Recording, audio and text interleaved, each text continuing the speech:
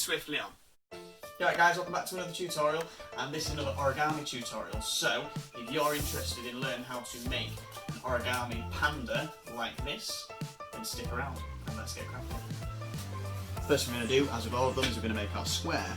So we're going to take this corner, and we're going to fold this short edge so that it is in line perfectly with this long edge, so that you can't see the long edge, because it should be perfectly in line like that.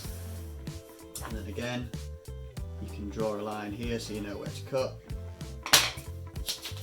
and then we cut across here to make ourselves a nice square to work with. As I said before in a lot of previous videos, the more perfect your square is that you start with, the better your origami is likely to be. Because you need a nice square piece. You can buy ready-made square origami paper, however this does the same job. Okay, so now we've got our square, we can get started. So make sure that first fold there is really nice and crisp, and you flattened it off, and then open it up and turn it like that, and then you're going to fold from here to here. So you're going to do the same fold but the other way. So line up the corners, put your finger on it, go back till it flattens, and then go across one way and across the other way. Make sure that is also nice and flat. Good sign that you've done good crisp folds is if it wants to sit like that, almost like a bowl. That's a good sign. So you want to flatten it off, and you want to have it laid in front of you like this. So we're going to basically fold this into thirds. Now the way we're going to do this is we're going to take this corner here, and we're going to aim to go along this line, and we're going to aim for over here. Now we don't want to be in the middle, and we don't want to be right to here. We need to be somewhere in between these 2 points. So I would find where you think is somewhere in between, which that would be about half, and then we want to go slightly closer than half. So take this piece and fold it to there. So we've gone past the halfway line, but we're not too close to there, and then fold like that. And then unfold it, and then the other side we're going to fold this corner here to this part here. So we've already got a line that we're going to aim for, so this side's slightly easier, because we're just going to aim for that fold there. Again, backwards, across one way, across the other way. Make sure this is a nice crisp fold, and then you fold that bit back over. I can't even speak properly. Like that, and you should end up with something roughly like that. Now what we're going to do now is we're going to take this piece that's on top, and we're going to fold this bit back over here. Now we're not going to fold it all the way over like that, we're not going to fold it just a little bit, we're not going to fold it to there, we're going to fold it so we've got a bit pointing out, because that's going to be the arm.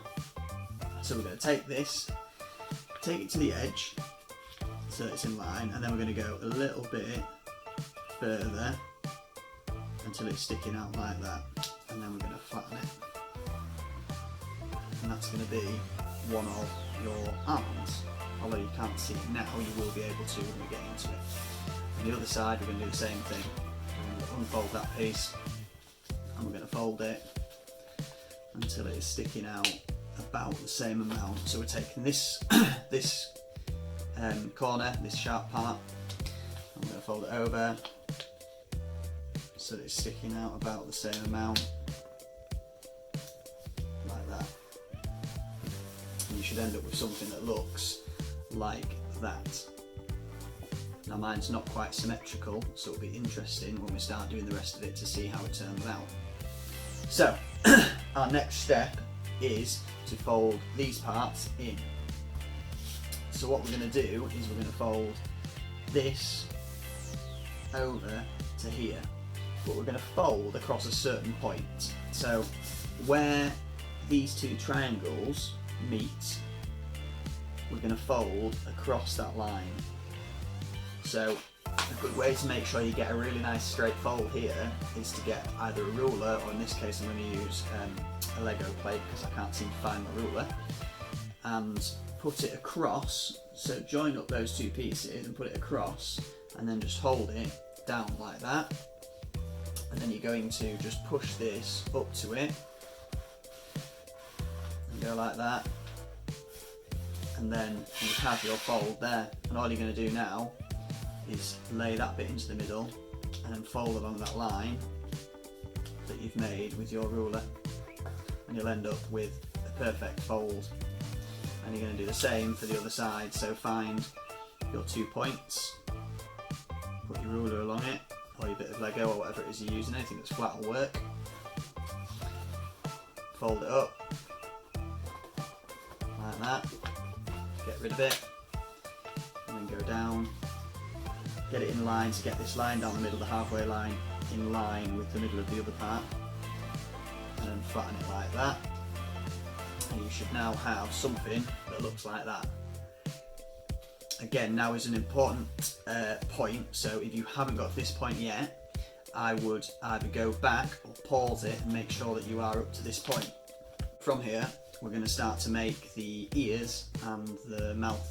So the head needs to be the bit that's in front of the back bits. This is going to be the bottom.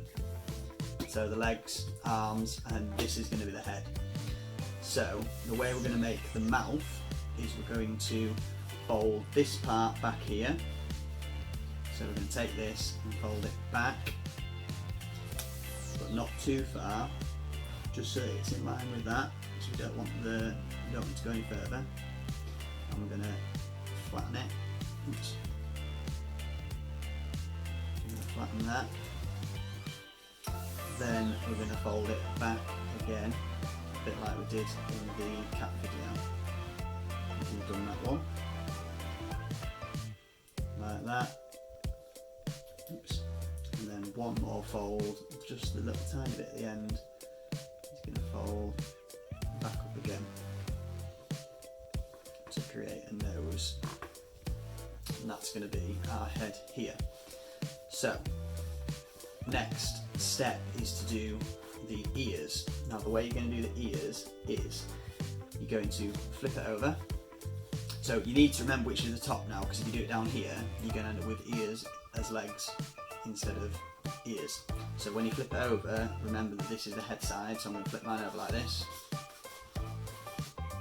And what we're going to do is we're going to fold this towards here. We're not going to actually reach here because we want to have a flat bit on the top of the head. So here, I would put your finger here, and then I would fold this back like that. So it should be in line with the arm. And do the same on the other side. So put your finger down and fold it so that it's in line with the arm roughly. Doesn't have to be perfect. Then what you're going to do is you're going to leave a tiny little bit, and you're going to fold it back again, but leaving a small gap like that. So you see how I've left a little gap, and I've folded it back over like that, and that's going to be our ear. And then do the same on the other side. So we're going to fold it back. This is quite a tricky part to do, it's quite fiddly. You can fold it back like that, so that when you flip it over, you'll have two ears sticking out. Now one of mine is a lot funnier shape than the other. I'm not really sure what's happened there. Let's see if we can sort that out. Don't really know what's happened there. That might look a little bit better. That looks slightly better, yeah. And they're going to be my ears. Oh, I like it. Right, so that is basically our origami panda finished. The only thing we need to do is add some colour. When I say colour, I just mean black. So we would need to come in with our black pencil crayon or felt tip, whatever it is, and you need to colour in the ears. So these ears, ear there should be black. Our arms should be black. And then what you need to do is, if you get a pencil, you want to draw a line from here down like that, because that's going to be one of your legs. And the same there, on the other side, down like that. And that bit would be black as well, but you'll see that in a moment because I'll colour it in now for you. And then also you want to put some eyes on. So I would do a big triangle on both sides, like that, and then curve the edges, the corners, sorry, not the edges, the corners, and then inside those I would put our eye.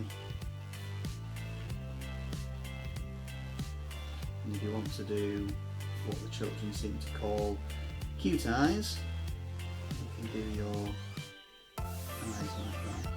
You do a circle, and another little circle like that. And I'm going to quickly go over all of this, and then we'll have a look. So I've just very quickly coloured in the bits that I think need to be black in black felt tip. So our arms, our ears, our legs, and I've done our eyes. I'm not super happy with how I've done our eyes, but I do think they look okay. I'd maybe do them slightly different if I did them again. So hopefully I've ended up with something that looks like this. So hopefully you've enjoyed having a go at making an origami panda, and it's turned out something like this. Now I'm planning on doing hopefully lots of origami videos in the future, so keep an eye out for those, and until next time, keep on crafting.